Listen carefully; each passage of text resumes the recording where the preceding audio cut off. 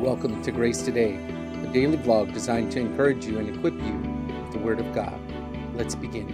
And welcome to another week of Grace Today. I pray that you were encouraged in the fellowship yesterday, in the singing and lifting up our prayers together, and from the sermon on Colossians 3, verse 3.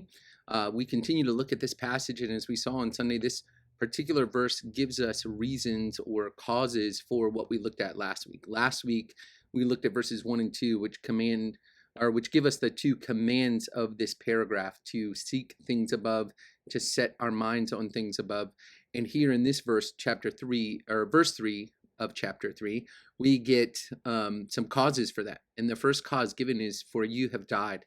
What a stark statement about our separation from our old life, from our old manner of life. Now, as we mentioned on Sunday, the closest context to this is the elemental principles of the world that we have died to, that have already been discussed by Paul. So legalism, the idea that we would give in to thinking we could ceremonially follow the law or follow really any sets of laws and earn our own righteousness.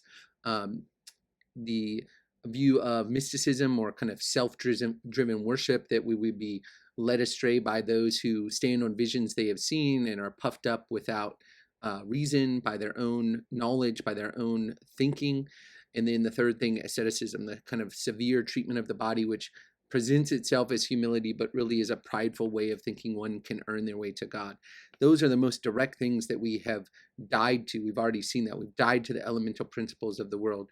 And here, this gives us this reminder of our union with Christ in his death, gives us more cause to seek things above, not to seek worldly wisdom, not to seek worldly philosophy, worldly manners of thinking, but to think on things above and to seek things above. So let me encourage you to apply this truth today, as I did at the beginning of last week, by asking the Lord to examine you and show you any ways that you are still thinking on and seeking worldly philosophies that you have died to, worldly ways of thinking about salvation, worldly ways of thinking about how to be more holy, all those kind of things.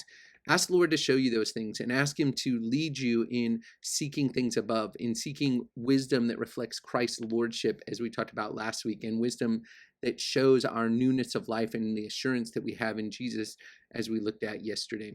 I pray this passage continues to encourage you, continues to challenge you in the way you think and what your affections are set on, because this really is, as we spoke about Sunday, the key to seeing transformation in our lives is beginning by having our minds renewed, changing the way we think. So I pray this continues to challenge and encourage you as you think on and seek after things above, where Christ is seated at the right hand of the Father. I love you, Grace Community, and I'm praying for you. Have a great day. Thanks for tuning in to Grace Today. For more information on Grace Community Baptist Church of Elgin, Texas, and how you can support this ministry, check out the links in the description below. See you tomorrow.